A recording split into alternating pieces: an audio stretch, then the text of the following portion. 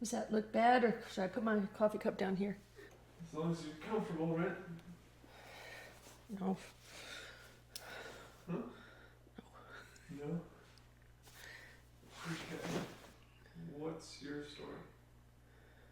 That's too broad of a question.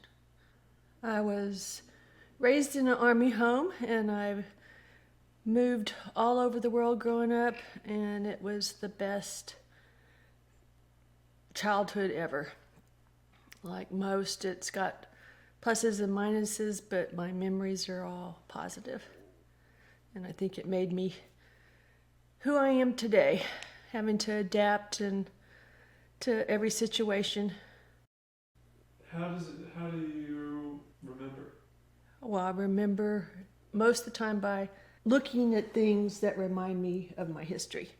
Places we've been, growing up. I can look at almost everything and say where it came from, the time period. I remember things that people gave me. Gift giving is what I call my love language, so I just remember things. They're triggers for my memory. But probably the thing that made me who I am is my parents, and the way they brought me and my sisters up. I think they were unique people, and they came from tough backgrounds, during Depression era upbringings, and my father was raised up in Detroit, Michigan, and he worked hard. He worked in grocery stores, and I remember him telling me that his favorite thing was to eat the cores of the lettuce heads because they would let you eat those for free. But he would stock the shelves, and he had some rich relatives, and he would get jobs weeding their tennis court. But he came from a family. His father owned a fish market, and they were doing really well. But his wife, my grandmother Miller, didn't like the smell of fish. So she convinced him to sell the fish market, and he bought a car dealership or a used car. I don't know exactly too much about it, but then the Depression hit, and guess what? People bought fish, but they didn't buy cars. So it was, I think they had a hard time. But there were both my mother and my father came from a family of 5 siblings, and they were both the middle child. My father had 3 sisters and 1 brother, and my mother had 3 brothers and 1 sister. It's kind of like Dad and I, coming from similar families of 3. Both my parents came from families of 5. They were both 1 year apart, just like Dad and I. There's no way in the world I would have married anybody that wasn't like my father. As smart as him, and somebody who could fix and do anything. And your father is exactly like that. But my father was raised in an Irish Catholic family. And when he joined the military, I think he was 16, or he joined the state militia. But anyway, he joined the military and went off. And there's a lot of stories in there about places he went and things he did in his early military career that are fun. But he met my mother at Fort Smith, Arkansas. And it was a hard time for her because she was a young divorcee. That just didn't happen very much back then. But in her first marriage, her husband had been unfaithful when she was pregnant with my sister Glenda, and so she divorced him. And she went up to Oklahoma, or it was Kansas. She went up in that area and lived with her oldest brother, my Uncle James, and his wife. And then she had Glenda. She had Glenda in Houston, but then she went up and lived with her older brother and family.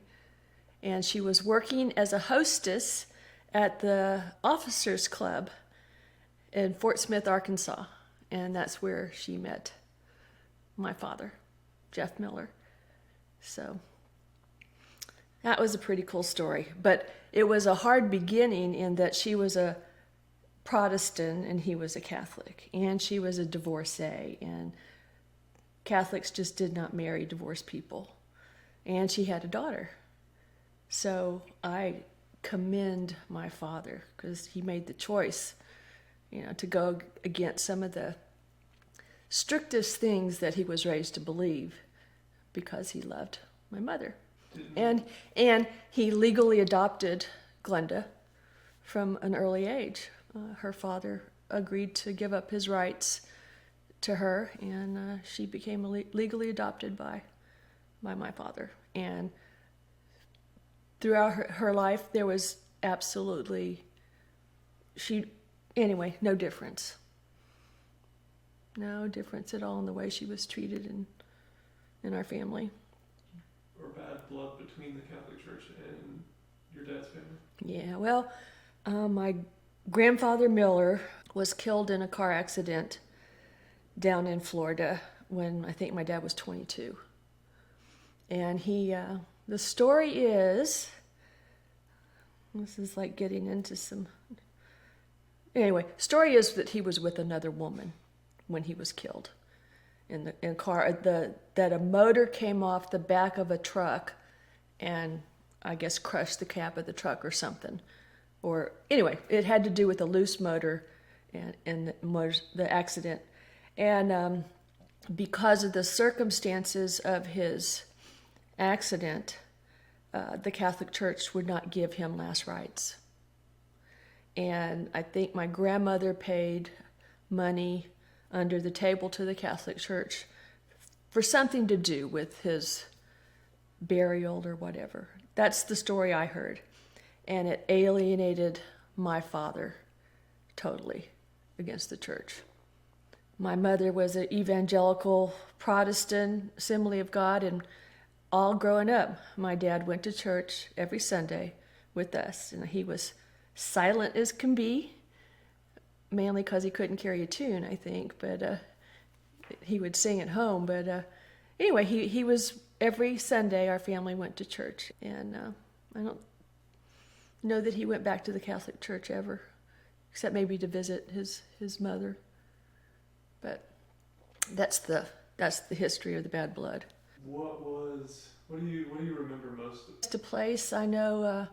Our family, my dad built us forts, and when we lived in Fort Benning, Georgia, when he was going to Ranger School and all that, he built us Tarzan swings out in the big trees in the backyard and monkey bars and slides. I have pictures of us, and growing up I was a kind of a tomboy. I could run fast, I could climb, and I was very proud of that fact. We just always were outside doing stuff. And my mother, on the other hand, was an excellent seamstress, and she made all of our clothes, sometimes matching clothes for the three girls, but and matching clothes for our dolls.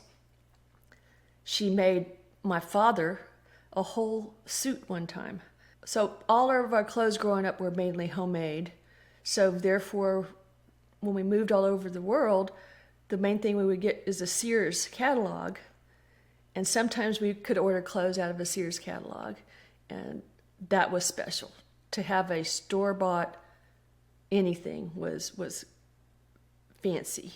Anyway, it was a good, like I said, I really felt like I had perfect parents. And, I had a beautiful mother who could sing, gorgeous, sing me songs and lullabies, and a father who could do anything and loved to play with us. And the first memory I have of realizing that my parents weren't perfect was when we lived in Panama. My mother was playing at the piano, and she was crying. It's because her mother died. She was 62. My grandmother, when she died of lung cancer. But I had never seen my mother cry. So I was probably about in second grade. But my grandmother died of lung cancer. We think they were in Houston. My grandfather was a chain smoker, Grandpa Colburn. It's either from secondhand smoke or their house burned down.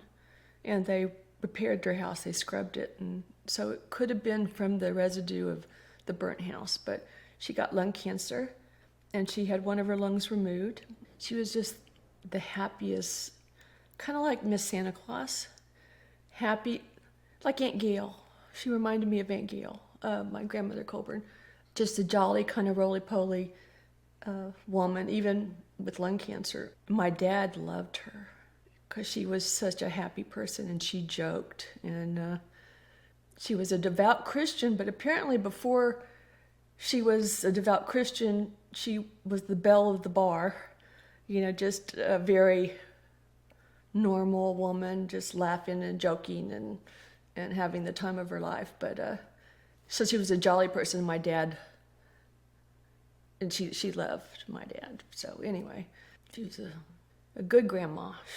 One of my memories is she would make apple pies for all the grandkids. She'd take those biscuits and she'd fill it with apple pie filling, fold it over, and she'd get the Crisco oil going, and she would just start frying those apple pies, and there'd be a line of grandkids waiting for the hot apple pies. And we would get together at my grandma's house in Houston a lot, and I would say there was always a handful of cousins there. My cousin Matt and Mike, who were my age, my cousin Tommy, who was Glenda's age. There was Sybil and Don, who were Aunt Kim's age. There's always kids running around. We would sleep on the living room floor, all the grandkids, when we went to visit her. And the biggest memory, I don't know if it's like Luisa's family, but somebody would always have a guitar or play the piano, and there would always be singing. Always singing. And everybody had good voices. From my Uncle Lou, my mother, my Aunt Beta, my Uncle Jay. So everybody could sing. Did you know your aunts and uncles very well? Yeah, pretty well. Grandpa knew my mother's side of the family better just because they were down south. I can tell you about Grandpa Miller's family. We had some good memories from up there too, but it was just too far away. And the fact that we lived in Houston for a while when my father was on assignment down in Central America. We lived 6 months in Houston, or we would go spend time with my mom's family when my father was away, because that's where her comfortable place was. Yeah, my Uncle James was a Assembly of God minister from Muskogee, Oklahoma. Oh, my cousins, Ricky and Ronnie. So and that was my Uncle Jay and his wife, Honey. And then my mom's brother, Tom, he was a photographer for the Houston Chronicle, won a lot of awards. He's got some amazing pictures out there of people like Fidel Castro. And I mean, he was in the 60s, I think he won Photographer of the Year. Got some amazing photos out there.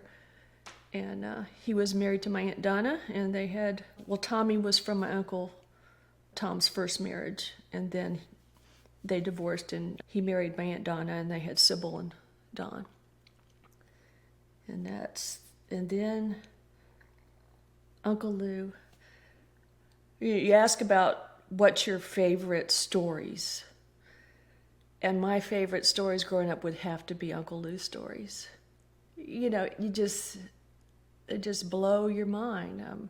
When he got flooded out, the big flood in Bandera washed his trailer home away. He was a worker at the Mayon Dude Ranch, and he trained Clydesdale horses, and he sang at the cowboy breakfasts. Apparently, Uncle Lou got in trouble when he was a young man, a teenager. Don't know the details, and it was kept hidden from me till I was probably in my 40s or 50s. But I think he got into some trouble, and I think he had to do some time. Always wondered why we went up to the Huntsville prison rodeo. I don't know that that's the fact, but we went to a couple of those prison rodeos. But I don't think he did very much time. I think it may have had something to do with the robbery. I just don't know. But that's one reason he never had probably different jobs, because that would affect your employment. But he worked at the Mayon Ranch for decades. like I said, the one story that's great is the when his trailer got washed away, and he had a Doberman pinscher named Nushkin, and as they were struggling to survive, I guess they were able to get up in a tree in the floodwater, and Uncle Lou, Nushkin was scratching Uncle Lou. He got all hurt, and he had to let Nushkin go. But imagine it, and it was in the front page of the San Antonio newspaper, the fact that they had gotten Uncle Lou out of a tree, I don't know how high up, and then on down the river, they got Nushkin out of a tree. So they both survived, and it made the front page of the San Antonio paper. And I remember when we were living in Baton Rouge in 1908, and I remember turning on NBC, the morning show, and they were doing a special about dude ranches in Bandera, and there was Uncle Lou on TV. And at the time, he had 2 false front teeth that were gold, and he had Texas inscribed in them. But there was Uncle Lou being interviewed on national TV. It was pretty funny. Another time he was married several times, and one of his wives was a widow, and they went through a religious experience and decided that they had to get rid of all the liquor in her bar cabinet.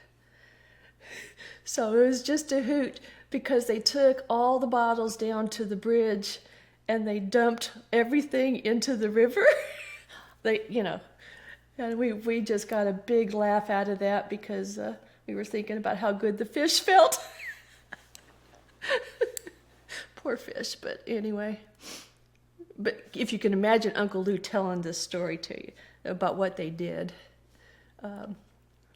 When we were kids, we would go visit him at the ranch, and we'd go on the horseback trail rides. He told us once, if they have any ornery people, they put him on this one horse that rolls over when he goes into the creek.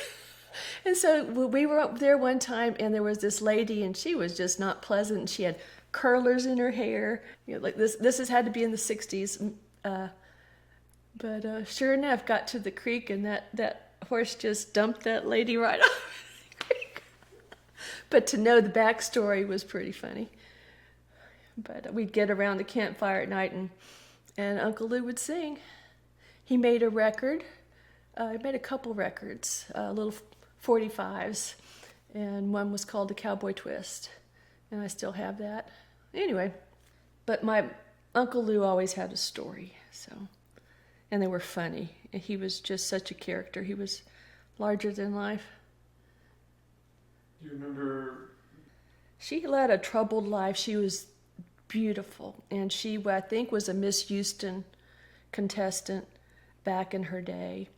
My mother and her sister both looked like movie stars. They were just gorgeous, and they dressed, no matter that they didn't have money. I think they made their own clothes, but they dressed like movie stars did in the 60s, 50s, really 50s.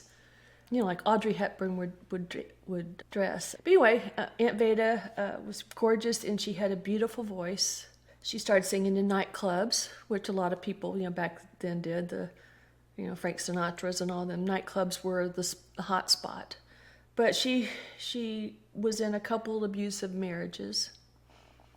And I don't know how many times she was married. I'm thinking at least 6 times.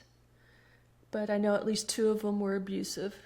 She had a total of 4 sons, but Matt and Mike were the ones we knew. Did not know Sammy and Don were the other 2, and we just lost track of them. But because we were moving all over the world, because we would always come back to Houston, and they'd have a get together. I mean, we would be gone 2-3 years in Germany, 2.5 years in Panama, but we would always come back to Houston, and we would go to Detroit every now and then. We had family get-togethers up there too, and I know my cousins. When we were younger, I had cousins my age up there. But unfortunately, Aunt Veda's older sons My cousin Mike had a drug overdose, and he became mentally handicapped. And the last time when we lived in Houston, this past time, I think I saw him once or twice. We rendezvoused, but he was like a janitor in one of the hospitals or something. But he had a grandmother on his father's side that watched over him. It's possible his biological father had some contact with him, but I don't know. We lost track, and just in this last month, my cousin Tommy was trying to track him down. My cousin Matt came to untimely end. They came to live with us when they were growing up. They were in reform schools. They just, because she was married so many times. Matt and Mike came to live with us on LaRue Street in San Antonio. It was when I was in high school, but then Matt smoked some weed and got kicked out of school. But anyway, reform schools that they went to, military schools, messed them up, I think, more than they were already messed up from having a dysfunctional childhood. Matt went to work for like Pepsi or Dr. Pepper as a truck driver, got injured really bad, was apparently in constant pain, and he took his life. That's what I remember. That's sad. So let's talk about something better. That's right. I had my first job at the age of 14, detasseling corn in the cornfield. And Glenda and I. So they would hire underage teens, and they'd load us up into like a cattle car with benches on both sides, probably like migrant workers. And then we'd go out in the fields, and sometimes the mud would come up to our ankles. And you go through the field, and you pull the tassel out of the corn so they could pollinate, just row after row, 7, 8 hours. I still have my work ticket stubs. You know, one memory was we were working on a Sunday, and being the family we were, the thunder and the lightning came and the storm, and I just knew God was punishing us for skipping church and working on a Sunday. But Aunt Glenn and I did that a couple summers in a row. It was my very first job. Oh, Aunt Glenda she was a hooch. Well, she was very athletic. She could swim. She played softball. She was a very good athlete, and she was a typical older sister. And I was a skinny kid, very skinny, and I was a screamer. So she could just, and I'd scream, and she loved it. She just loved making me make noise. So she was a little bit of a bully, but we were pretty much best friends, because when you move so much, you just have your sibling. That's your playmate. We grew up very close, playing cards, constant games. So we were really close, and she loves to tell the same stories in Panama. She was 2 years older than me in school, 2.5 years old. We were playing a pillow fight in her room. She had bunk beds, and it was like dodgeball, and she would be running around, and I was on the top bunk, and I threw the pillow, but it didn't quite let go, so I fell off the bed head first. She just started laughing and rolling, and she just couldn't stop. And my mom came in to, "What's wrong? And are you okay?" And Glenda could, so she made Glenda stand in the corner until she stopped laughing. But Glenda was like, "Oh, I thought it was a belly button." Go down. And it was, if you ask Glenda about it, even now she'll start. And so Aunt Glenda, she was funny. She could talk like a duck. She was always a comedian. She's like we've said before, she's one of those people that light up a room. She's just fun to be around. In high school, we were pretty much best friends. In fact, we had the same friends. A lot of her friends were my friends, good friends. We shared some clothes. Just lots of memories. We sang in the choir together, of course, went to church youth group, and we both kind of renewed our Christian relationship with the Lord at a church youth camp in Berchtesgaden, Germany, August of 1972.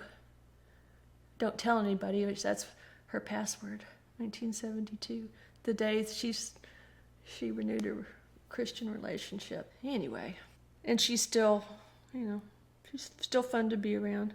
I was in first grade, and it was in San Antonio, so there's a 6-year difference. And Aunt Glenda, treated Kim like her little baby. She was very, very good babysitter. She just doted on Aunt Glenda did. I really didn't want anything to do with Aunt Kim. I think it's because I was the youngest for 6 years, and I don't know. It was kind of like, I was just fine. We just weren't close. I don't think we were close until, maybe as adults. Growing up, she loves to tell the story how I wouldn't let her cross the line in my bedroom door. When she was young, she would, and we had a dog, Sparky, and I'd had no use for Sparky. I just didn't. So she said when she was little, and I don't know how little she was, maybe second, third grade, I don't remember, but she would try to coax Sparky into my room, and Sparky would just be terrified because I had trained Sparky, you don't cross that line, but she just loves to tell how she wasn't really comfortable in my room either. But like I said, I was always working, from the time I was 16, she would have been 10. I got a job my first real job at 16 was working at a Dairy Queen. And it was hard work, cleaning the machines, mopping the floors, cooking hamburgers, it was all, back then you made the onion rings, you breaded them, you cooked the taco meat. It didn't come in packages already done. So it was a good job, and I think I did. I walked to and from in my little white Dairy Queen uniform. And then you had to wear, so I wasn't home. So from the time she was 10, I never stopped working. So I always worked and went to school, and from then on until I had Eric, I've always worked. What was it like living in Germany? It was fun. The first time was when I moved over there when I was 6 months old. We took a ship over back then. Got pictures of us in the ship looking all like we were seasick. Big old bags under eyes, but I was a baby. I always was kind of disappointed that my folks couldn't wait 6 months and I could have been born in Germany. Got great pictures of us camping all over among the tulips in Holland. I can remember we lived there, for 2.5, 3 years. We went to Paris. I can remember going up the elevator in the Eiffel Tower at that age because I couldn't see out the window. And so that's just a memory. I remember in Madurodam in Holland, the miniature city, I remember trying to chase after an airplane because I wanted to ride it. And Grandma pinching me and saying, no, you can't go there. But it was idyllic. The furniture, this all came from, somewhere between 1957 and we went over there in 1960, January. So a lot of the things I have, I can look, and Grandma and Grandpa had $50 extra money a month from his paycheck. And with that $50 a month, over the time, they bought all the antiques that they had, and they bought a 20-place setting of silver, a 20-place setting of china, and then they bought china for each of the grandmothers, and on. But I was always amazed that with just $50 a month, I know it was back in 1960, 61, but still, and the thoughtfulness of them doing that. Angels, I don't know where I have the angels, but bought a set of porcelain angels for each grandmother and themselves. But those are memories from the first time, and they're good. Second time was just a little different. So, but still, Grandpa would cart us all out, and we're going on a drive down the Danube River and see castles, and we'd be like, oh, do we have to see any more castles? My favorite memory of the second time we went was Grandpa saying, well, we're going to go down during Easter to the Festival of the Inquisition in Sevilla, Spain. So we drove around the Costa del Sol. The floats were ornate, and they hand-carried them through the streets of Seville. Then we kept going around the Costa del Sol to Algeciras and the Strait of Gibraltar, and we took a boat across to Morocco, and we saw the snake charmers, and we rode camels, and we went to the Kasbah, and it was the most unusual a country to go to. It was like stepping back in time. It was just amazing. Oh, the other thing I didn't say when we were there when I was little is I had to be about 2 or 3 at the time. We were going to go up to Monaco to see Princess Grace. She had just married Prince Rainier. And so we were driving through Spain on these windy streets, mountains. And I don't know if Grandpa was in the wrong lane or what, but we had an accident, and our car went over the side. I don't think it went in the creek, but the car was totaled. And we were okay, but we had to go back to Madrid and get the car fixed. But I figured out later in life that may be why I'm so terrified on windy roads, because of that memory of that car accident. And it's on this narrow, winding road, because when Dad and I went, when we were up in the Ozarks pulling the boat, I was literally terrified. Just making that connection. Anyway, good memories. It was great. I mean, when we were there in high school, we lived a couple places, but we lived out in the country in a small town, St. Leon, and you could go walk to the bakery and get bread. So that we were living among the German people. There were different American companies that had, like IBM, whose kids went to the American school. We went to Heidelberg American High School, and anyway, it was great. We lived near a little lake. Man, it was very small, and the German people are not bashful, or they're not modest. And I'll never forget. So we're going over to the lake to swim, and it's just crowded as can be. And all the Germans do is they hold up a towel and they change behind it. And of course we were like, how does that even make sense? What is this towel doing? Nothing. But it was the kind of lake where you threw a piece of bread in or seed and all the fish would come.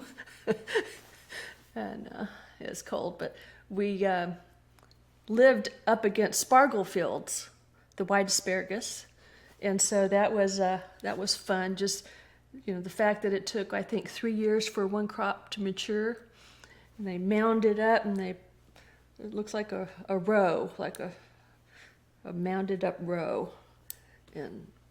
But that was fun to get fresh spargle. Was a delicacy, and it was neat. The worst part about living out in the country was about a half-hour ride to school every morning, and we had to go into Heidelberg and go through all the little German towns and drop off all the kids. And at certain times of the year, you'd get behind a honey wagon. And a honey wagon is a wagon filled with manure. So here it'd be going, slow, 30 miles an hour. And here's this school bus of kids choking and gasping because it smelled so bad. And it's just one of those things you remember. Probably the most idyllic. I mean, there's so many stories in Germany, but Panama was the most idyllic. Running around barefoot, eating mangoes from the tree. We lived 2 different places there. We lived on a base, Fort Davis, and our backyard was a golf course. And our front yard was the playground with all the houses surrounding it. You could go through the playground, and that's where they had the PX and the snack bar, and but climbing trees.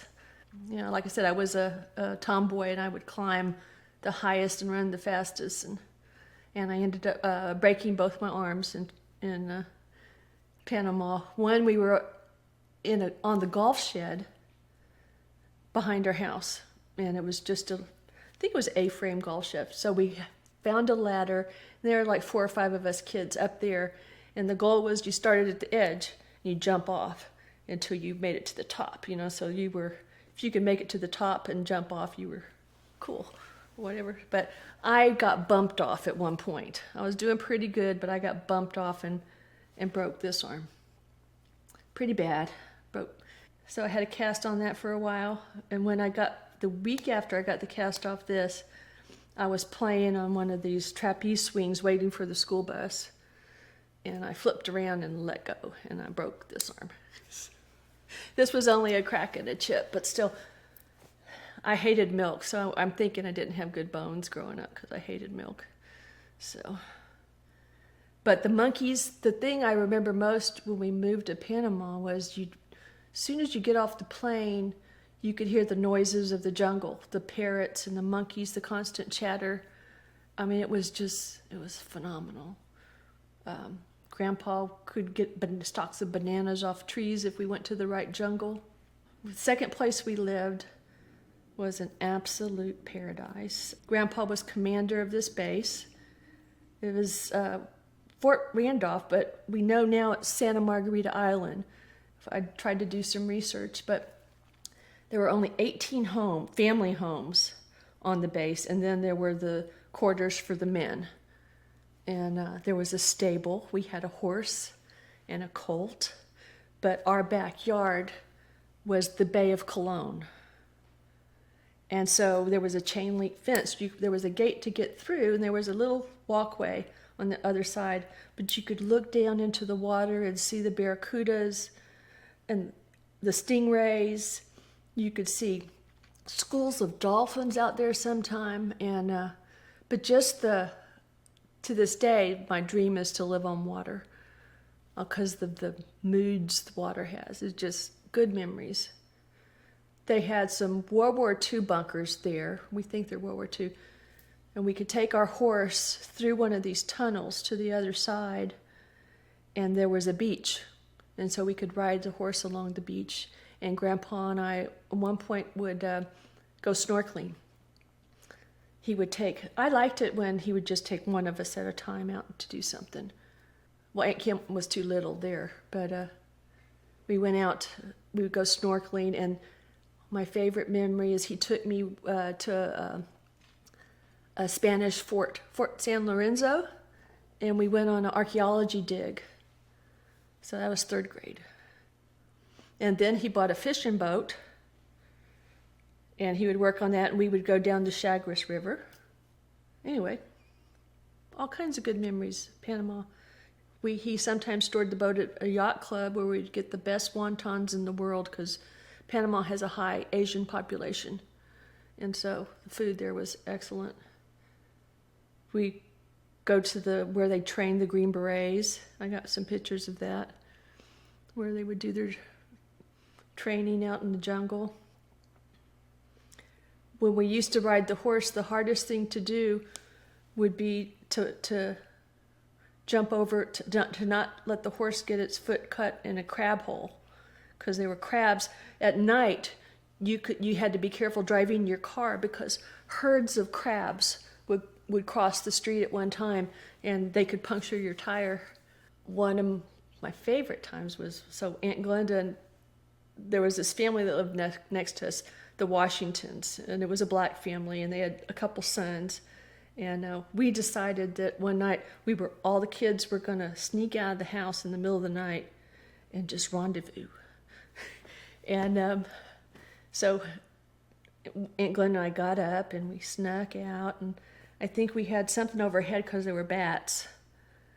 And we got over near the Washington's house, and all of a sudden all the lights went on, and we go, "Harold, do it!"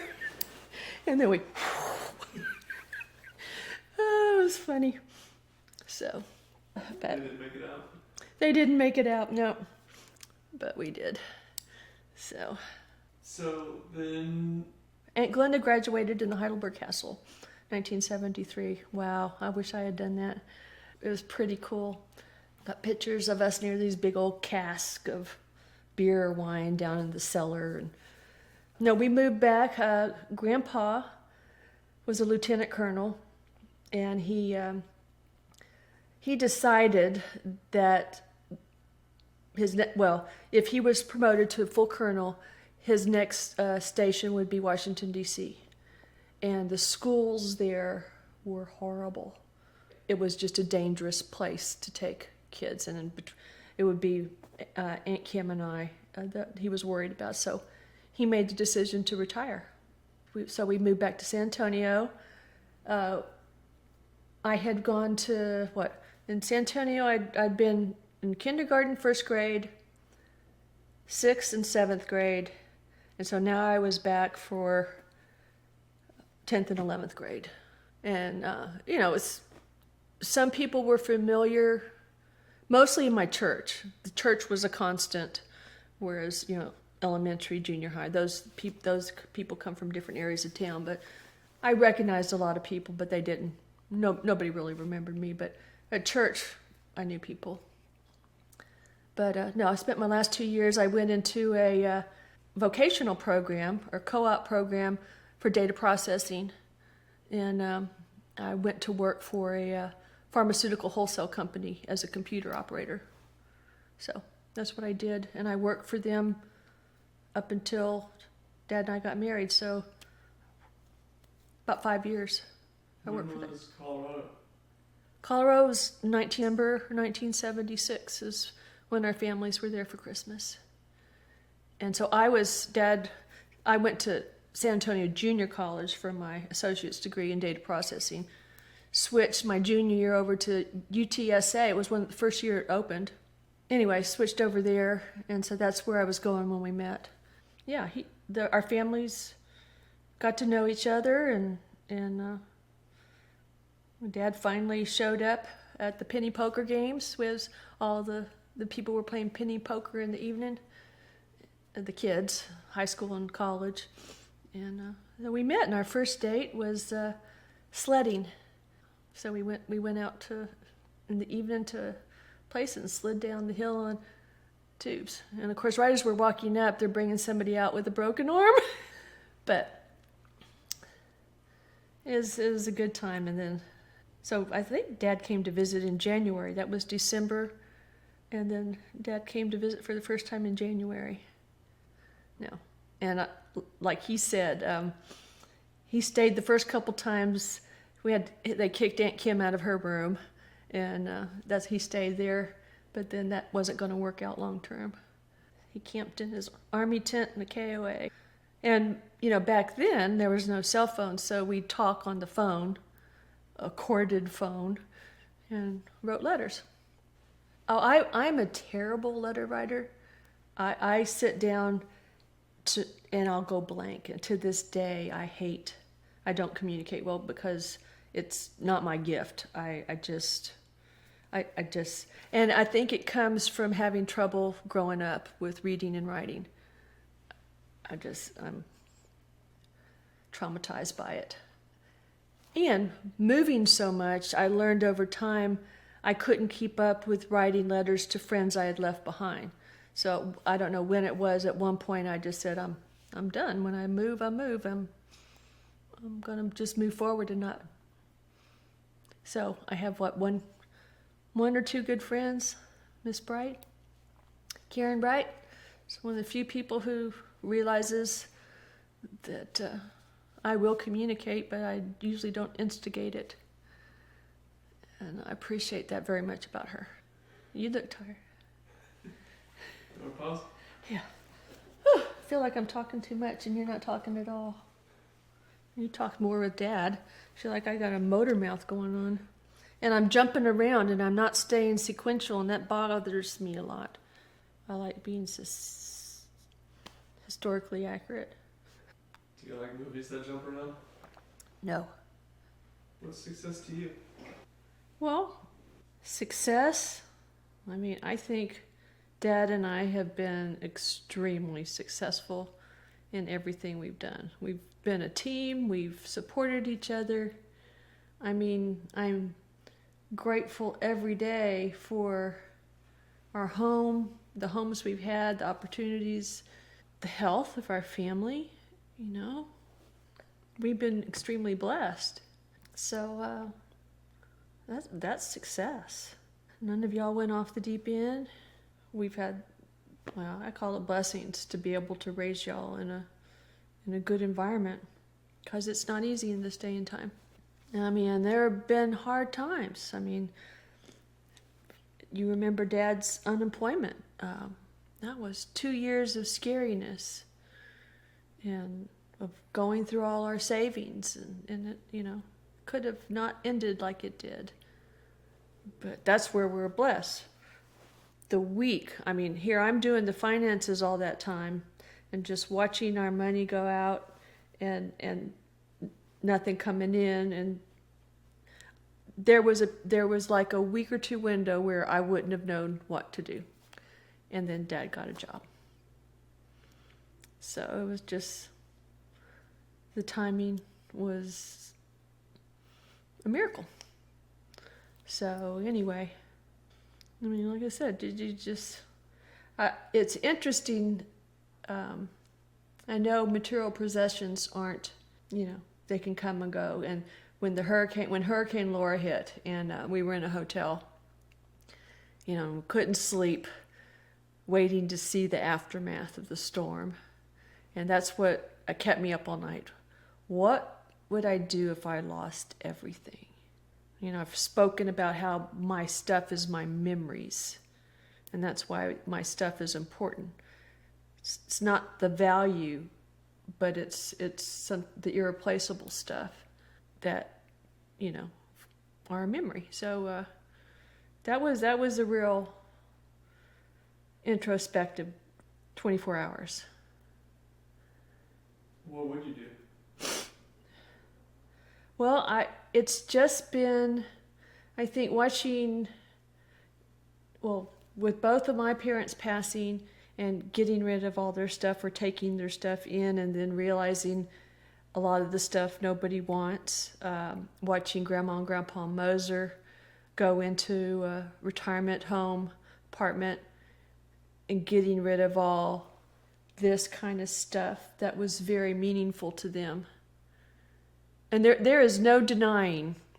I mean, just a couple weeks ago, Dad was walking through here, and he's like, you have a real eye for art, and it's really nice to enjoy the art that we have selected for our home, whether it's the statues or the paintings or whatever.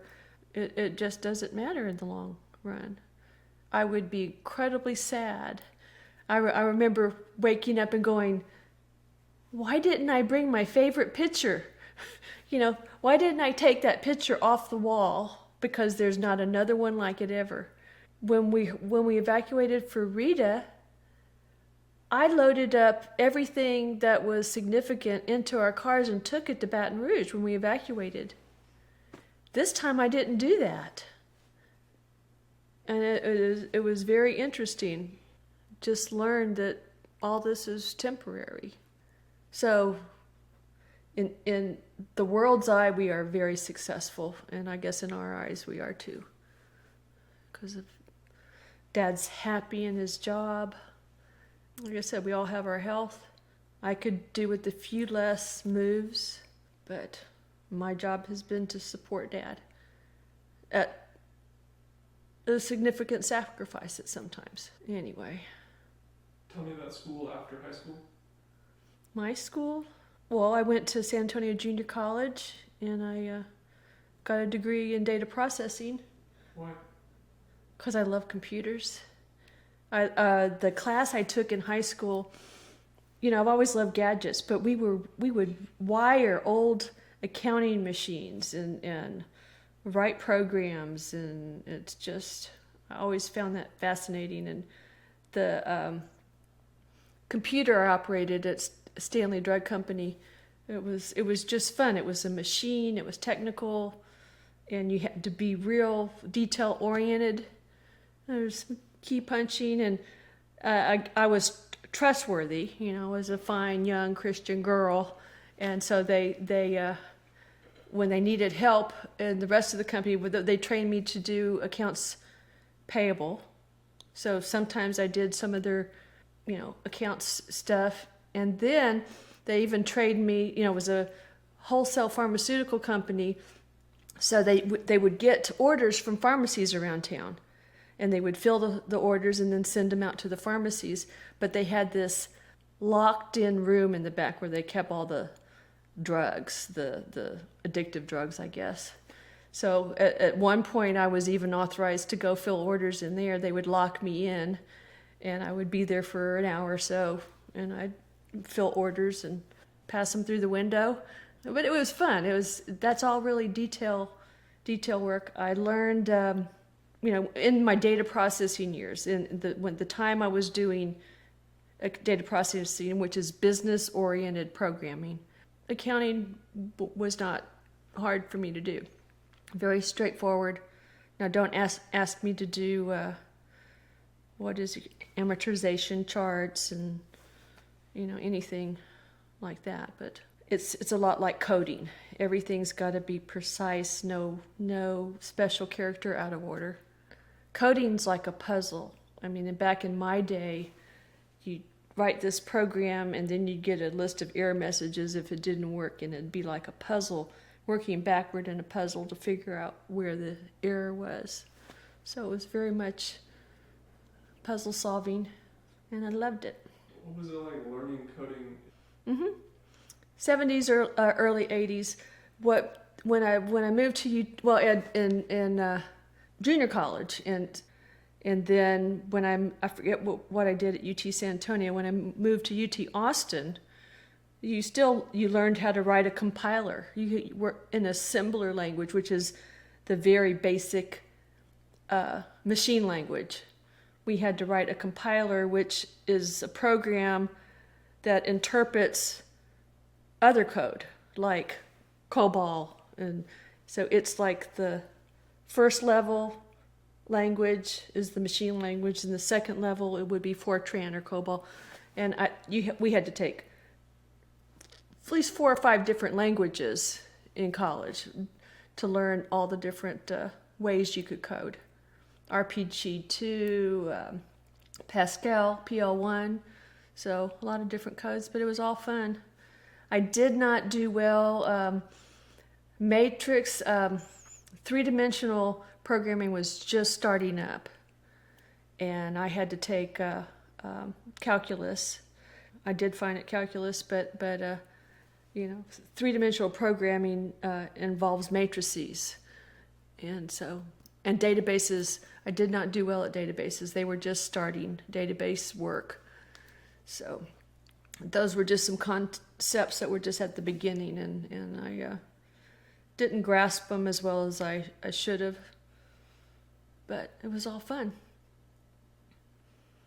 And then college was, Dad talked about UT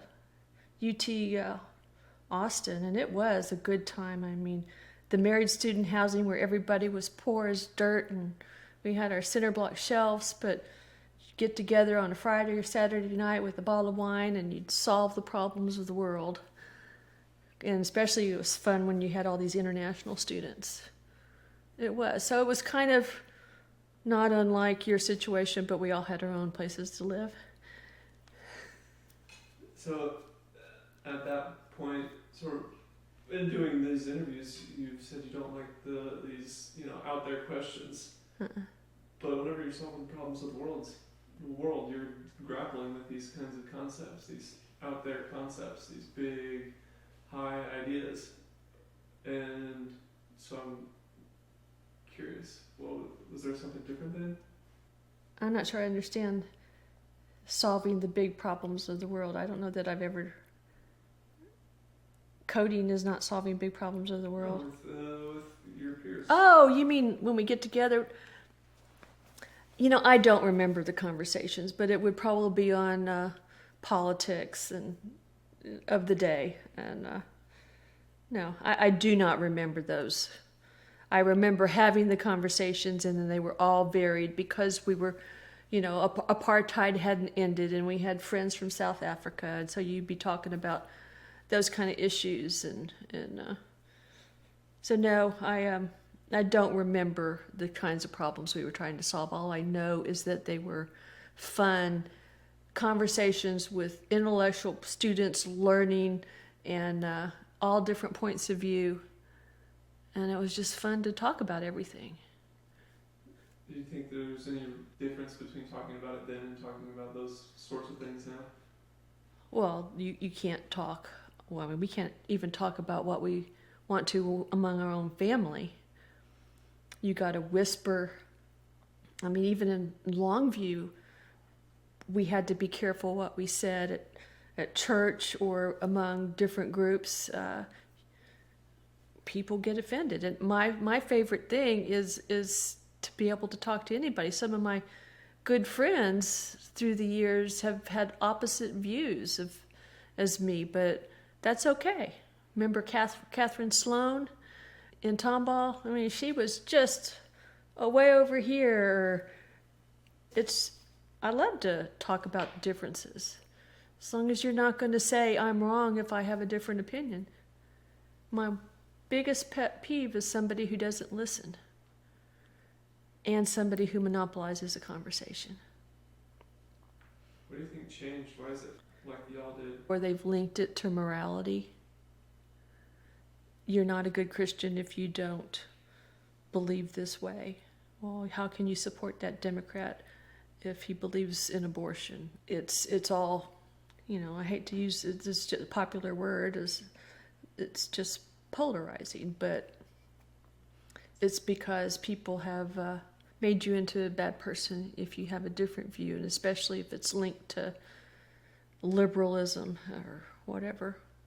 But it's vice versa. If you're too conservative, you're looked at poorly too. I mean, you can't be a Christian anymore. There's people in Hollywood who are Christians, and they can't voice their beliefs, or they'll get slammed as well. I mean, there's a great article about Matthew McConaughey recently, and, he has beliefs, but he can't talk about them. Plenty of other people.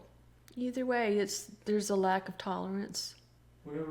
I don't feel like I have any deep, deep friendships. I mean, Dad, but he's not like, I mean, we have talked about everything over the years, and probably our only issue is when he thinks in his right mind, because he's left-handed. I mean, and lately it seems like it's more and more. I'll say something one way, and he'll think with his engineering brain another way. We're saying the exact same thing, but he's coming at it from the left, and I'm coming at it from the right side. And it could be a mechanical question, it could be directions, but we say it differently. So,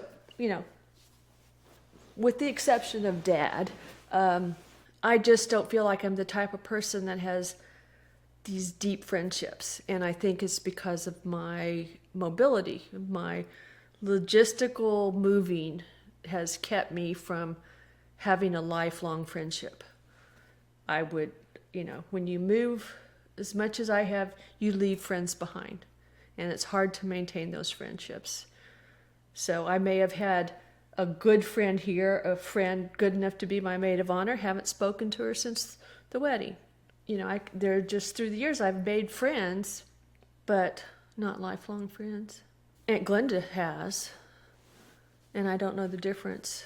To me, it's when I move away, I cut ties.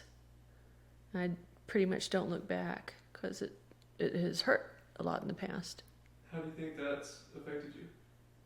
It's made me very outgoing. When I move to a different place, I know I've got to start over. Little towns are the hardest because everybody has their lifelong friends and their family, and they don't need a new person in their sphere. So I've learned to, you've got to get involved. I discovered when we moved here that if you have 2 touch points in somebody's life, it's like you start being accepted. Like I can go see somebody at church, and then maybe I can see them at the gym. So they know me 2 different places. So it was a revelation. Or I can be in a club. I would join the newcomers club to meet people. In Longview, I went through the Master Gardener program, which was a 6 months program. Made great friends there. Good people. Gardeners are good people. But you gotta get out, and you got to find new experiences, and you got to get involved, and then you can make friends. So I'm good at making friends, and I love talking to anybody, especially the people that nobody else sees, like the cashier or a worker here or there. I love technicians coming into. I laughed a few times to Dad saying, "Well, my social life involves the Suddenlink technician and the ADT technician, and I know all about them by the time they leave."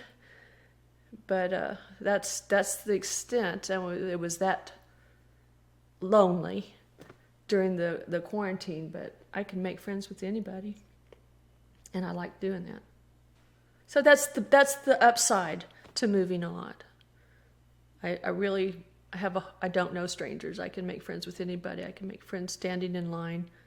But I never want to be, the obnoxious. Not the one that's going to talk your head off. I feel like I'm talking way more than I've talked in my whole life right now. So, because I don't like people who monopolize conversation. It's just been in the last 5 years where I will almost cross people off my list if they don't let me ask a question or interject a comment. I don't want a monologue. I want a dialogue with everybody. So at lunch you were talking about confidence, and you have this ability to make friends with anybody. Surely that gives you some confidence. No, confidence is how you see yourself, and a lack of confidence is a feeling of inadequacy, that you're not good enough. And I guess it could stem from the fact of growing up in a military home where everything had to be perfect. Grandpa mellowed out a lot when he got out of the military, especially teaching the mentally handicapped kids. He just softened up, but lived in a military home where everything had to be perfect, and I was not perfect, and I made lots of mistakes. Everything had to be clean, almost like with a white glove, and it was, I grew up with the feeling that I couldn't do things well. And I just never quite got things right. So I was clumsy, and I wasn't good at sports. I couldn't sing. So there was an inferiority complex going on. So that leads to a feeling of inadequacy, no self-confidence. And I guess, like I said, at some point in high school, I figured out I could, and by saying putting on a facade, it sounds superficial, but you can build yourself up to make yourself feel better. Like I can put on something. You've heard, you look like $1 million. I know how to dress where it makes me feel good. I thrive on somebody saying, "You look nice." That's my source of confidence. Unfortunately, it's superficial. But when I do a job, there's been times, like in Longview when I was doing the admin job. Well, I did BSF here, and I tackled some jobs like public speaking that I never thought I would ever do, and I think I did fine there. But I do, I work well. I like some of those challenges, but I work really hard at doing it right, and I don't like to be criticized. And I think that comes from my upbringing. When you're criticized constantly for, not cleaning well or not doing this or not doing that, then, none of it was mean-spirited. It was just that military style. I have the best dad ever, but I better do my job right. can you overcome that, or do you feel like you ever overcame that confidence? Oh, I think it'll always be there. I mean, especially when you have a weight problem and you get criticized for weight, or you see it in people's faces, like Grandma Moser. Um, I have a real problem with. I have empathy for people with weight problems because it hurts, and people think people gain weight on purpose, and they don't. There's enough people out there that have real physical issues, and even if it's a mental issue of eating or gaining weight or a lack of willpower. I just think it's horrible. I love that show, Biggest Loser, where you take this big old person and they work and work and work, and then they become a new person. They didn't always last for them, but just to see their self-esteem and the vision of themselves is just powerful. So, right now I'm almost anywhere from 15 to 20 pounds overweight, and it's hard. Always be, and that will affect my self-confidence. I will work really hard at camouflaging every pound. And I sometimes I look in amazement at people who have gained weight and they have these tight clothes on, and I'm like, I don't know how they do it. I don't know how they do it. I couldn't handle that. It would be like one of those nightmares. Anyway, but see, it's hard to understand if you've never lived it. Well, you always have a guard up. You never think you're, like I said, I have some friends in Longview that I just think the world of. And it puzzles me sometimes. Why do you want to be my friend? What do I add to your life? I don't know. So it's like, I don't know where that value is. I mean, I understand it. I mean, Aunt Glenda is funny and witty, and I mean, she just, so I don't fit that mold. What about Aunt Kim?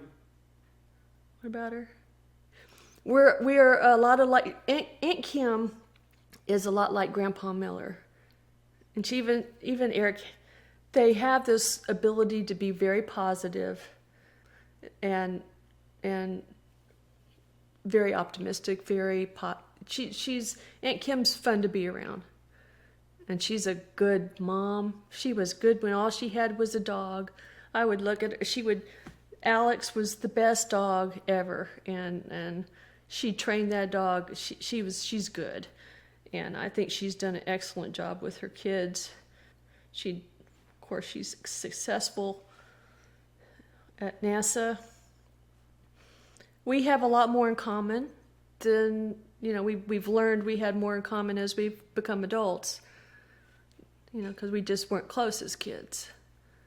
We've gotten to be better and better friends. We can have good conversations and anyway. She's incredibly smart. I think she's got things mapped out right. I mean, she puts her family first. And she's got a goal, which Dad and I are trying to do better at, of keeping her family unit connected. She's pretty smart. She could have been a National Merit finalist, but she didn't study for the test in high school. And so she only got semifinalist. National Merit semifinalist. But she said she didn't know how important it was. She just kind of blew it off, but she's still, she's incredibly smart. She grew up, like I said, so much younger than us that she spent a lot of time reading as a child. She was a bookworm. Why was your dad the best dad ever? Well, because he made an effort. Number one, he made sure we always had outside activities, physical activities to do. Whether it was a swing set in the woods he would build, or he built us a playhouse on LaRue with stained glass windows. He made sure we were out and about, and he was very good at taking us educational places. museums, all the national parks throughout the country. The Painted Desert. He was very well read, and he was just funny, and he could fix anything, and I was his gopher. It really kind of hurt me when Kim said something about her being Dad's gopher, she said something that I always said about myself and Dad's relationship, and she felt the same way. But he just, he was kept us busy. I helped him re-roof our house on LaRue. He had us working hard. I helped him turn our garage into an extra bedroom with the pink fiberglass. I was holding boards, and I learned my tools, and he gave me my very first watch when I was in second grade, and that was my pride and joy. And then I forget when, he gave me my first camera, and I took pictures all over the place. They weren't good. They were the kind that you would not like because there were hardly any people in them. They were all scenic. But he was always, he was about education. And he didn't finish his bachelor's degree till I was in 8th grade. So all through the years he went to school and kept working, and that's why we lived in Atchison, Kansas, because he finished his bachelor's degree at St. Benedict's University there. And then the rest of the story. He went on to go through project transition and become a master carpenter when he retired from the Army. And after doing some woodworking, he became the woodshop teacher at one of the high schools in San Antonio, I forget which one, and taught mentally handicapped boys shop, and that changed his personality. And then he went on to be head of the vocational programs for the high school because of his management experience in the military. And then he got his master's degree from Southwest Texas State in, I believe it was in education. And then he started his doctorate program at A&M. And I think he did everything but his thesis. So he never stopped going to school, and I love it. Well, Grandma always, when I look back, I say she's a lot like Aunt Glenda. And Glenda always has her hands in some kind of a project, but Grandma was always doing something, always a new craft, art, from ceramics. I mean, wherever we lived, she would take classes. And before we went to Panama, both her and Grandpa took Spanish lessons out in California. That's why we moved to California for 6 months. Army sent us out there so Grandma and Grandpa could take Spanish classes before we moved to Panama. And so Grandma took Spanish along with Grandpa, and they used to speak Spanish when they didn't want us to know what they were saying. Panama, she took all kinds of classes. I loved it when she got into photography and art. She had amazing cameras, but she taught herself how to use the computer and manipulate her photos and her paintings. And then there was a time she wanted to learn how to work with jewelry. And her and Grandpa had the woodworking shop that they sold wood figurines at flea markets, but then she decided she wanted to sell gold and silver jewelry at flea markets. And then she got a furnace, a kiln, and learned how to melt gold into wax molds. I mean, she took a pattern making class back in the 60s or 70s, and she made Grandpa a custom suit where she made the pattern and then made the suit. And then she took an upholstery class, and she reupholstered some full chairs. So she was always learning and always doing, but it was typically hands-on crafts. The computer was probably the biggest technical thing she did. But one time, the best thing she ever told me was she got hold of a technician and she was having trouble on her computer. And it was some lady. And the lady says, "Do you play the piano?" And Grandma said, "Yes." And she says, "Okay, like a chord on the piano, you're going to press these 3 keys at the same time." Had to be Alt Control Delete. But I just marveled at the fact that technician could talk to Grandma in Grandma's language and make her understand. And of course, Grandma sang, and she taught herself to play the piano early in life with shape notes. There used to be shape notes in music.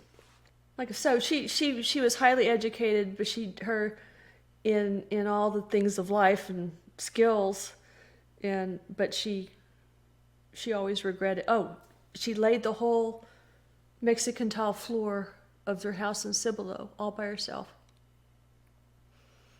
She learned how to do it. She ran the grid line. She ran the string. Tough. She regretted not going to college. She didn't get her, I don't think she got her high school diploma till after the fact, but she did get it.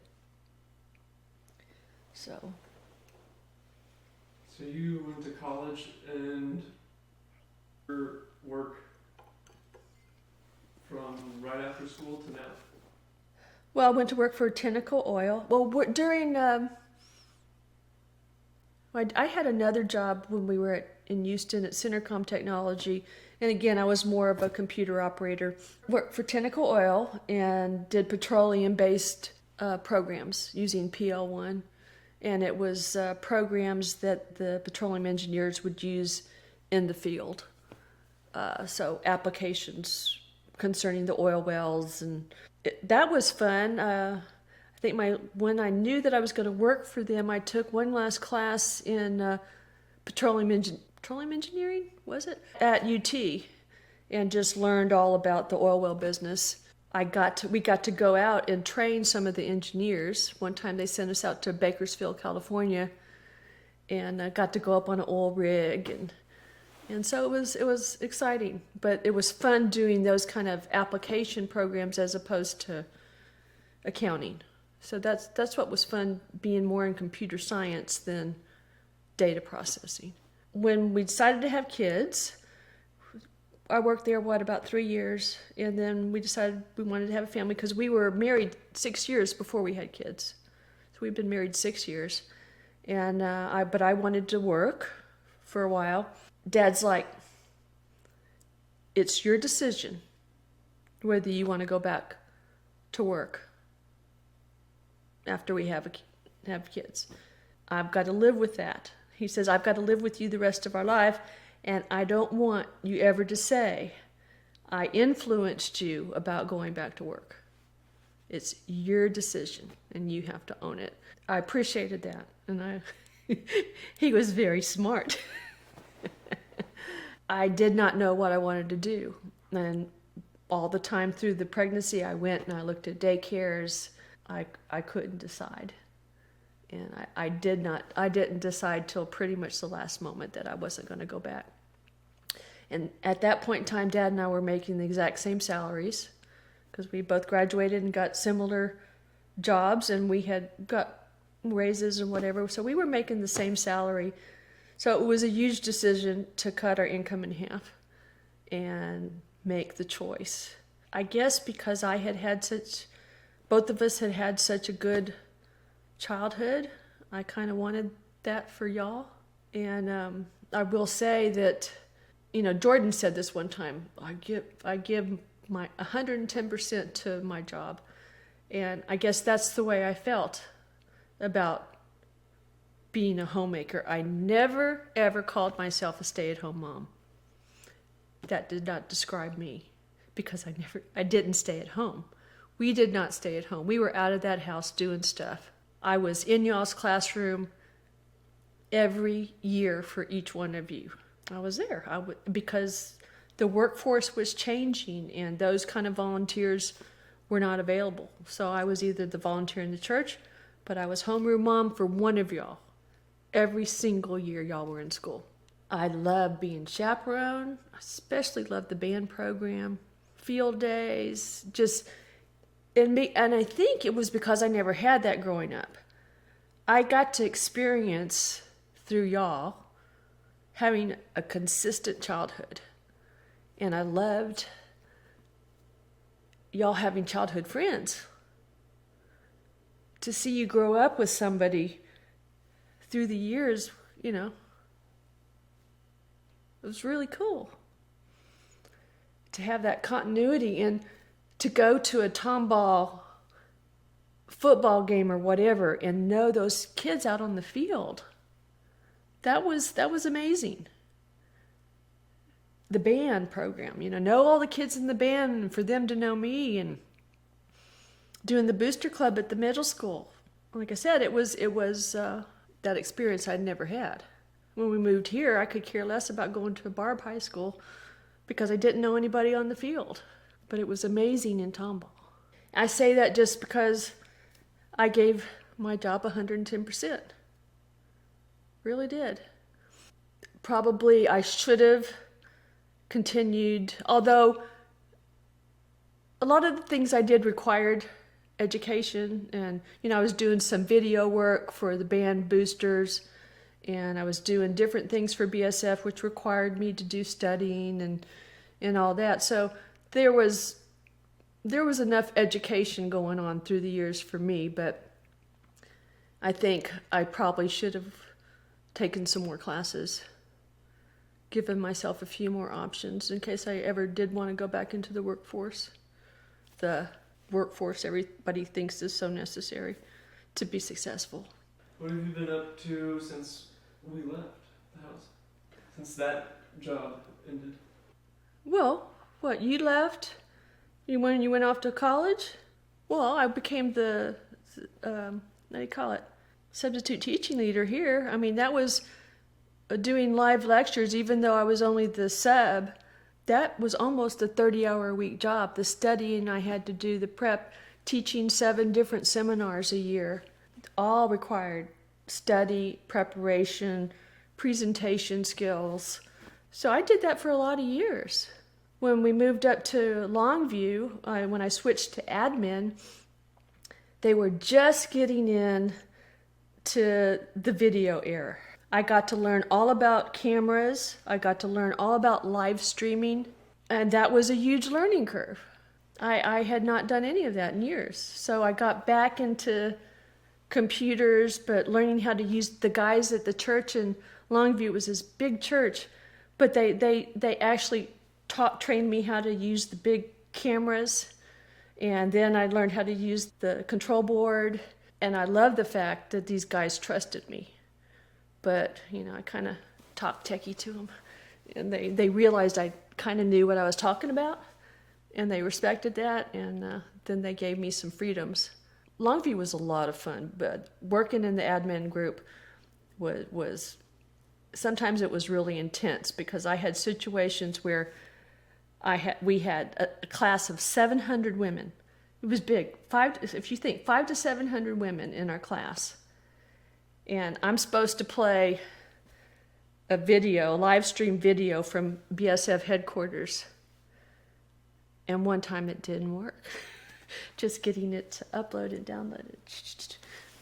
It was all new. But that was a big learning curve. Lots of pressure sometime, but it was all fun. So that's what in Longview. And then I went through the Master Gardener program. Loved that. Learned all about entomology. We would have a talk from different professors that had doctorates in all these different subjects. It was just great. That's where I made a lot of good friends. And the volunteering was great. And that's why it was with some regret when I was asked to be on the board of the new Arboretum right before we left. I would have loved that. Red Cross, I volunteered here with, and initially it was fine because I wanted to help.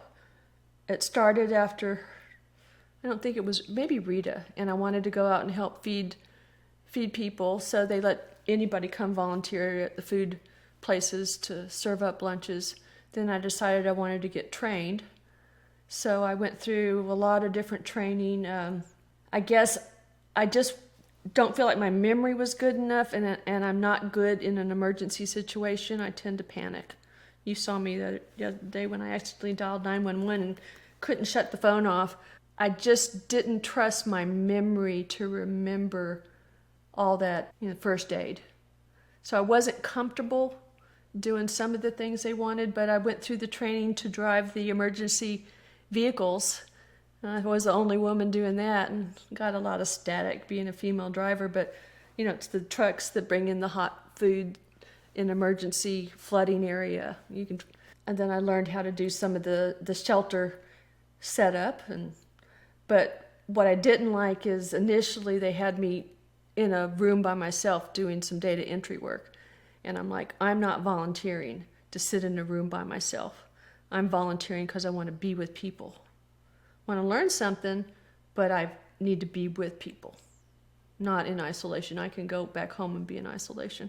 But it was fun, but I didn't feel, you have to be trained in first aid, and I just didn't feel like I could handle an emergency situation adequately. So that's why I did not get back involved in it after I left Lake Charles. There are other ways to volunteer. So that's what I did.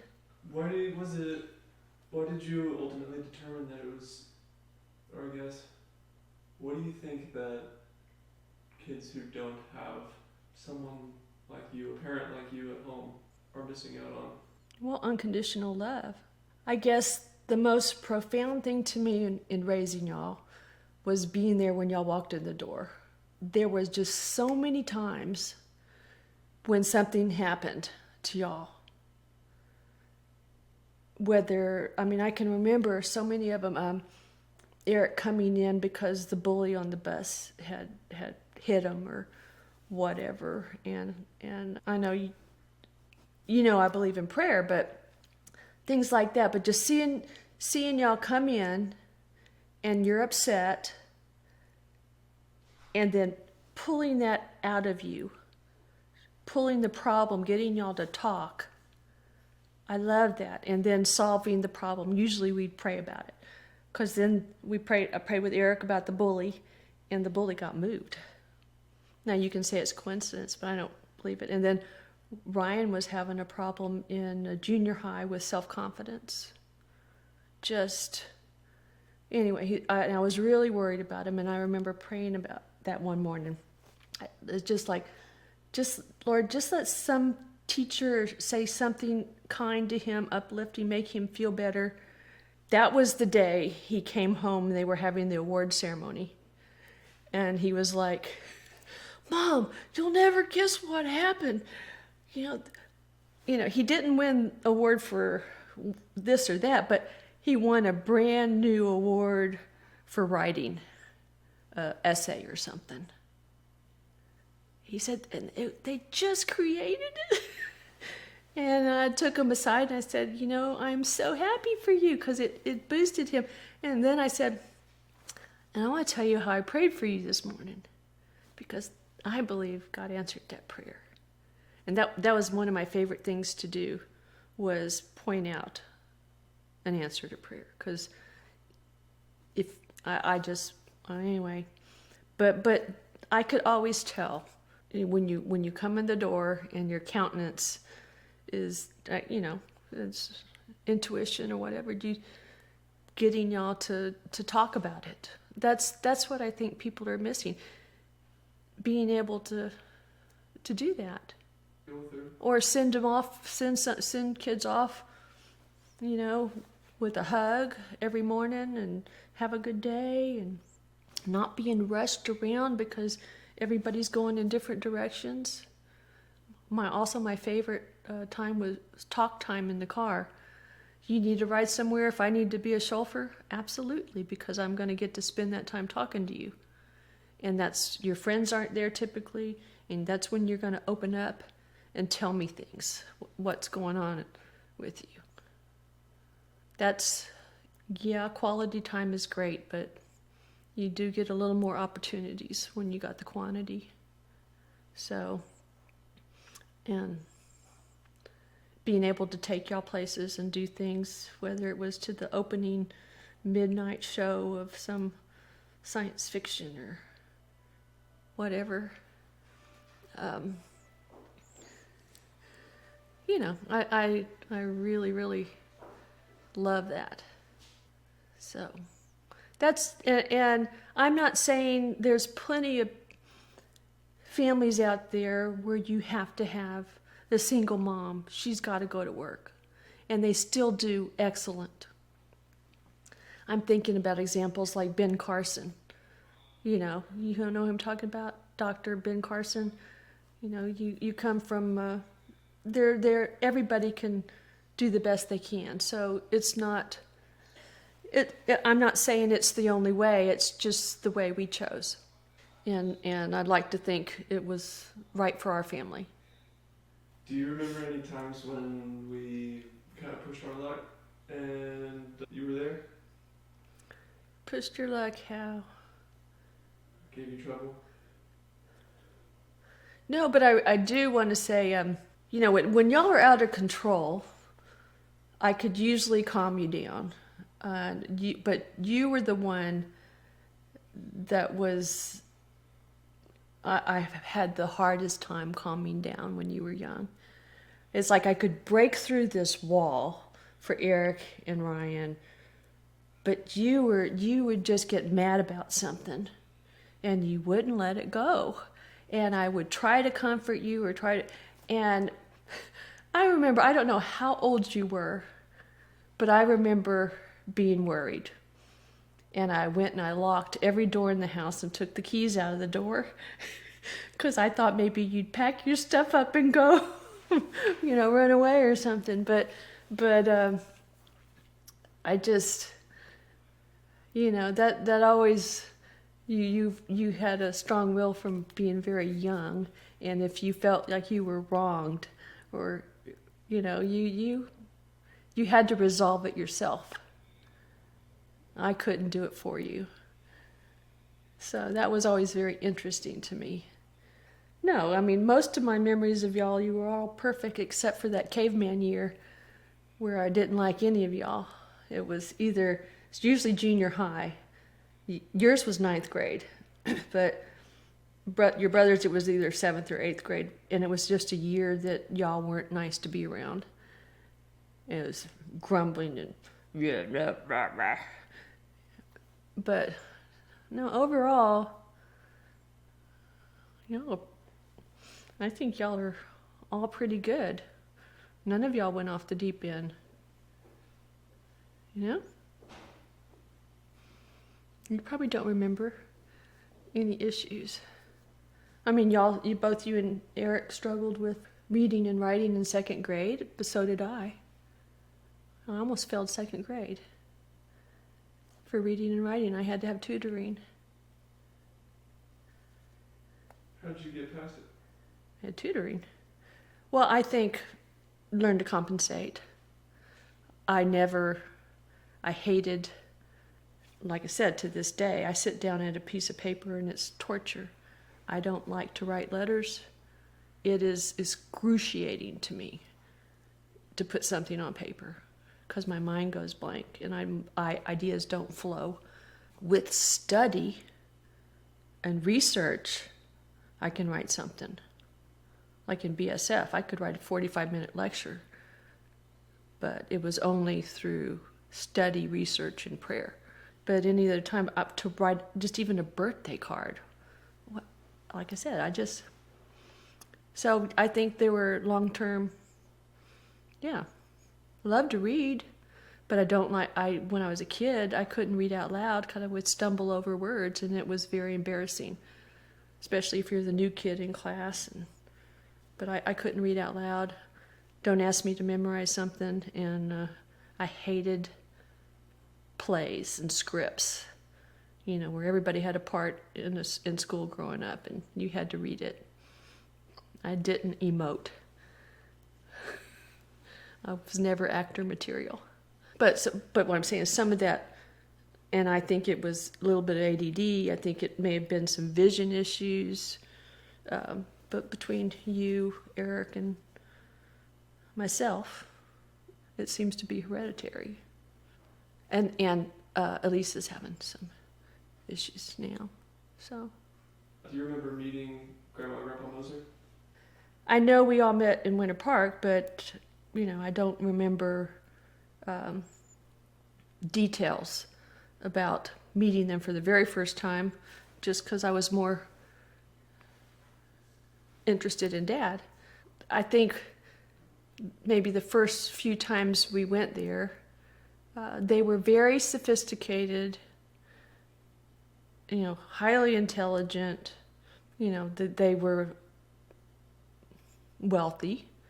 So, I came from a very middle income family, and they obviously were a step or two above. So it was a learning curve. They taught me a lot about quality and things, like one of the first gifts they gave me for Christmas was the most beautiful sweater I had ever seen. Whereas growing up, we would go get something on sale, and it was the price, not really the quality we would look at. I mean, over time that changed, especially with Grandma Miller, but I learned more about, you buy a piece of furniture because it's made well and it's going to last. And, so I learned a lot of that from them. And of course, my mother was an excellent cook, but Grandma Moser was a Southern Living cook. She made soufflés and avocado mousse and leg of lamb. We had never eaten leg of lamb growing up. It was Grandma Moser that taught me how to do that. And then I introduced it to my parents, my mom would never eat lamb because she ate mutton growing up in a poor family, and mutton didn't taste good, so she thought lamb was the same. But when I made leg of lamb for her the first time, she was off to the races. So Grandma Moser taught me a lot of things. And what was really nice through the years is she would give me some of her clothes. I mean, beautifully tailored clothes she gave me. And I still have some of them in my closet. In fact, in the last couple years, I gave her back a suit she gave me, a beautiful suit. And I kept it because it was just so lovely. But I gave it back to her to wear because she had given all her clothes away, I guess, when they moved into St. James Place. And she remembered it. So there was just this taught me a lot. And of course, there's nothing like the Moser dining room dinner discussions. Again, solving the problems of the world, talking on different levels about things. How? Oh, it went through peaks and valleys. Especially Grandma and I. We butted heads for a while because she's such an authoritarian. And it was very different from Grandma Miller. She was used to having international students, foreign exchange students. Therefore, she had to assign them tasks and give them orders. Well, my mother didn't give orders. She asked for help. And you usually said yes. Would love to help you, Mom. But Grandma Moser would go and you unload the dishes, you do that, you do that. You were told what to do, and I bristled about that. I understood it over time, but I didn't like it initially. It's very different. And maybe it's because it reminded me of my childhood or something. There were times that I'd tread lightly when Eric and Jordan first got married because I wanted to make sure I wasn't in Jordan's space and I didn't encroach on her territory because there were times I felt like Grandma Moser did. She wanted to get in my space. She wanted to do a job in the kitchen, and it was my kitchen, and I wanted to be in charge. So we butted heads, and some of it was totally irrational on my part. I just didn't want her in my space. It was my home, and I wanted to be the one controlling it. So, anyway. Our Grandpa Moser. Oh, he was very thoughtful, he's very charismatic. I always thought Grandpa Moser was a very charismatic person. Has an easygoing way about him. He speaks effortlessly. He's friends with everybody. Pretty snappy dresser. He dressed very high quality, very nicely. And I always appreciated that about him. Both him and Grandma just dressed very nicely. And anyway, just good relationship with both of them. Well, Grandpa was easier to get along with. So you said they're both snappy dressers. Do you think that passed along? To Uncle Phil. Uncle Phil's a snappier dresser than Dad is. Dad can get dressed up nice when he wants to, but he doesn't want to a lot of the time. He wants to be comfortable. Why did you want to take us out of school for these movies and plays and such? I didn't take you out of school very often, just once or twice. Why was it important to you for us to see these movies, these stories and plays? Well, because it's education, and I don't remember the exact reason. It had to be logistics in getting somewhere for an opening time, or I don't remember doing it very often. What are some of your favorites? Oh, well, my favorite, I loved all the science fiction movies, just space, and I love y'all sharing books with me. I mean, a lot of the books I read while y'all were young, I continued to read, whether it was Chronicles of Narnia, y'all would fall asleep and I would keep reading. Ender's Game, I just loved all those kind of books. Name of the Wind. I like the action, adventure, feel-good movies and books. I really don't like books about dysfunction. I've been in book clubs before, and almost everybody chooses dysfunctional books, and I'm like, not my family. I mean, you know what I mean. I mean, sure, as I've told you about Aunt Veda and Uncle Lou, that's not true. We all have dysfunction. But that's not where I want to go when I want to relax or have fun. I want to go to a happy place. I am not looking for a sad movie or anything like that. I don't want a horror movie. Classical, I would think. I'd love Dance Macabre by Camille Saint-Saëns. I love the Hungarian Rhapsodies. I love pieces of music that crescendo, that start off softly, and then you have what's the word? Cacophony of sound that all comes together. I love that. And then, of course, I love music that's upbeat. But symphony music, I enjoyed when Ryan was in Region Band or in the Houston Youth Symphony. We would go down to Joey's CD shop in Rice Village and get him the CD of whatever piece he was going to play so that he could learn to play along with it. And to me, learning a new piece of music, I loved it. Hearing a composer I'd never heard before, was an education. So I did love that part. So I like classical music. Trying to think if there's any other music, but that's what I like about music. Oh, and Grandpa Miller exposed me to classical music growing up. He's the one that would have the 1812 Overture, or he had a whole LP collection, and I still might have some of his LPs. But so Grandpa Miller was raised in a musical family, but it was more classical, whereas Grandma Miller was raised in a gospel music family. That's why I think as a child, we had this big stereo cabinet, and they had gotten me the Disney Sleeping Beauty. So it was a story of Sleeping Beauty narrated, but with the symphony music behind it. And I knew every movement of what the action that was taking place, but it was all audio back in that day of time. So anyway, I love to garden. I like to make a garden. I like to cook. Someday I might try to draw again. I drew when I was in high school, and I could draw pretty well when I was looking at another picture. So there's, back in my mind, I think I'd like to try and draw again at some point. I love recreating jewelry. If I have a piece that doesn't work, I like to take it apart and make it different, or make it how I like it.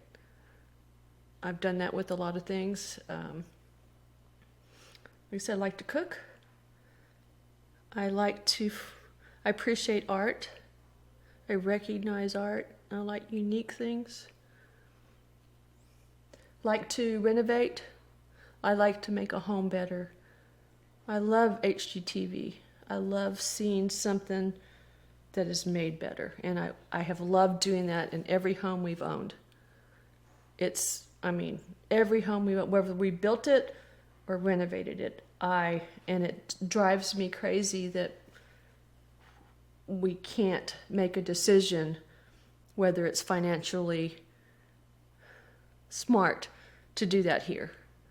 Because there's a lot of work that needs to be done on this house to make it the best it could be. Things that drive me crazy, like horribly made cabinets where you've got this much wasted space in between each drawer. Stupidity. I like making things better. It's very satisfying to leave a place better than when you got there.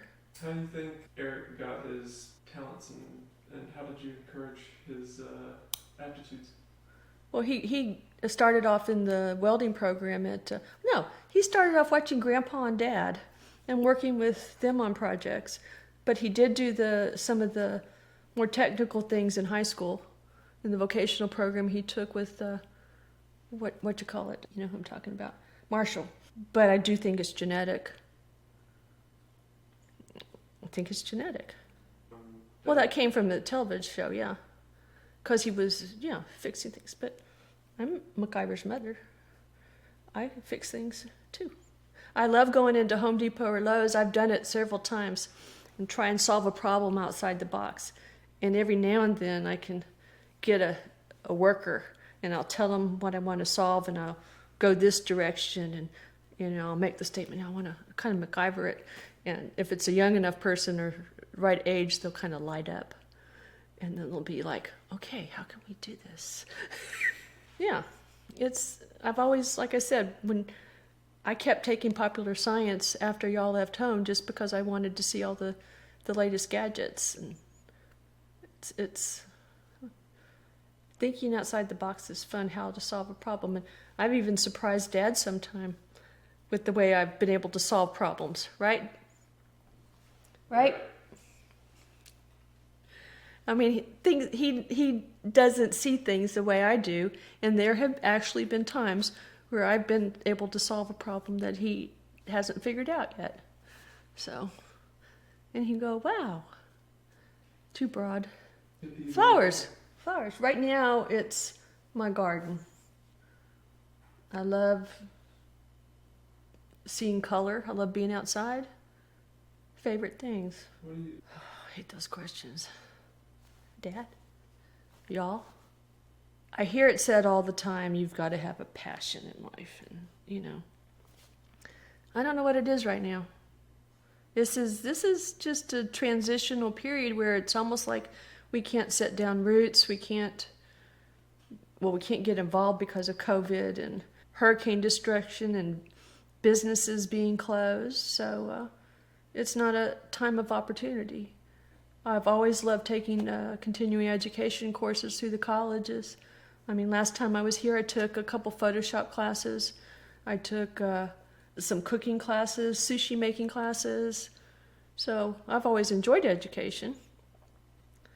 And I was involved in newcomers where we would go on field trips and learn about the community and history of the city, but that's all shut down. So, I think remote learning is very feasible these days. I hear about it all the time. People taking their family and living on a sailboat and having an educational experience in each port. I've seen those kinds of, I don't know. I think human interaction is important. I think continuity in a class is good for some kids. Group situations aren't good for everybody. So I don't know. There's probably times in my life where a small group would have been better than being in a class where you got to read out loud and humiliate yourself. I don't know. It's a changing world, but you grow through that human interaction and learning to have relationships with people or disagreements or friendships. I think that's all important. Learning how to deal with the bully and the shy person and the nerd or the popular person. It's all part of life. Do you think there's a... I mean, if you don't learn it in school, how are you going to deal with it at work? If you don't learn how to deal with your peers in school, when you get to work, you're going to run in similar situations. And if you haven't had those learning skills, you know, it all builds on each other, I think. What does it mean to you to be a Miller? I'm a Moser. A Miller, I don't know. A Moser. Miller. I came from a great family. It was a good, happy, well-grounded family. I had a great, I think idyllically about my childhood. There are few people who have had the experiences I've had, and all over the world. The most recent revelation is I met such good people in Longview, and I can't imagine my life without having known those people in Longview. So if I haven't moved from place to place, I would not have met those people. So what I know is every place I go, I'm going to meet good people, worth knowing, and I don't think I'd change much. Did you ever get to express to Grandma and Grandpa Miller the fondness of your memories and like your appreciation for the way you grew up? Yep, I did. I did indeed. Do you remember doing that? I don't exactly remember when, but I remember doing it. And it's something that they didn't expect and something that they really appreciated. Just their presence. I think they went way too early. I missed the fact that Grandpa was so sick at the end, and I would have loved to remember him healthier. And I missed the fact that Grandma deteriorated so fast and that my last memories were not good. And I would like to dwell more on the good. You know, remembering the good part. Remembering the good things. I don't know how to put it in words, Kyle. Need to take a break. I'm burning up here. I'm sorry.